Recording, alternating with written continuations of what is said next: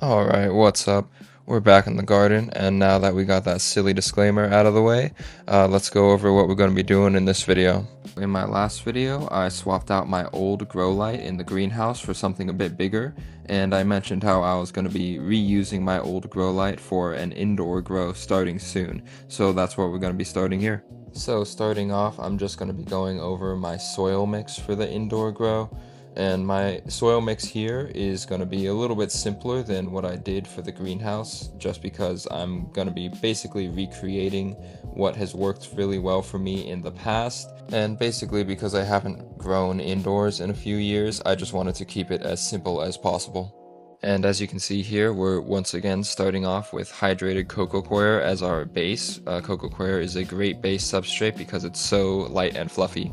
And next up, we'll be adding in some mushroom compost for some organic matter as well as microbes to kickstart this living soil. And right now there's about 2 gallons of coco coir in the bin, and I'll be adding 1 gallon of compost for about a 2-to-1 ratio. Our next ingredient is perlite, of course, and I typically like to use a much higher ratio of perlite than most people, I would say. Just because I really prefer the high amount of aeration, especially since I like to grow organically. Organic plants tend to grow a little bit slower, and I find the extra aeration really helps them to grow a little more vigorously.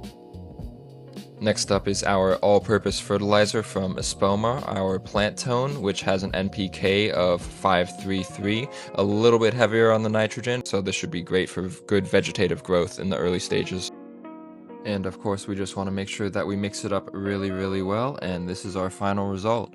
And you can see with the heavy amount of perlite and coco coir in here, we have a really light and fluffy final mix, which is perfect for a fast growing and healthy root system. So now it's just time to bag up this soil, and I'll be using 3-gallon fabric grow bags. Fabric grow bags are typically my go-to because they prevent plants from getting root bound by allowing the roots to air prune so they don't circle around like they would in a regular plastic or clay pot. They also allow for a lot of oxygen to access the soil, so it makes it really hard to overwater and helps to prevent root rot. And the soil is able to go through the wet-dry cycle many times throughout a single grow. And here I'm just working a little more fertilizer into the top of the soil, which makes sure that when I water, the nutrients drain down into the rest of the pot.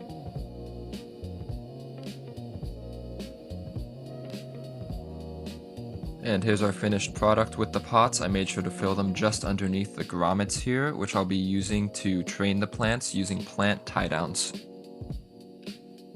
And here's the reveal of where the plants will be living for the next couple months.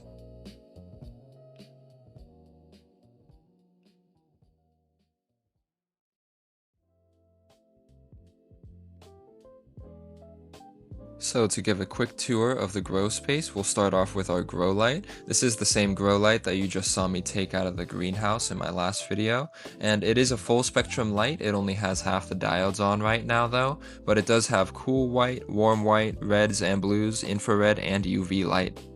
For the exhaust fan, I'll be using a 2-in-1 4-inch carbon air filter, which is very space efficient. And for air circulation, I'll just be using this small 6-inch desk fan, which should be plenty big for this space.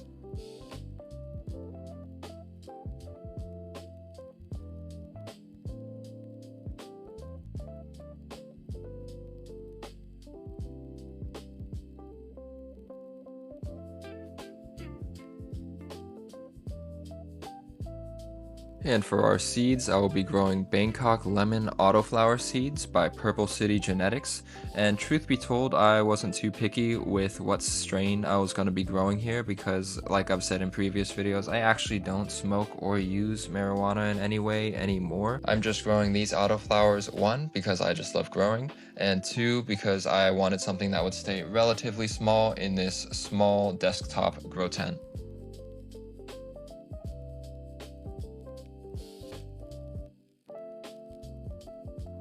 So when I germinate my seeds, at least when I germinate my autoflower seeds, I like to sow them directly into the soil and directly into their final pot that they'll be growing in, because I'm of the belief that for autoflowers, they should be subject to minimal stress throughout their time growing, and if I can avoid any transplant in attempting to do that, then I will.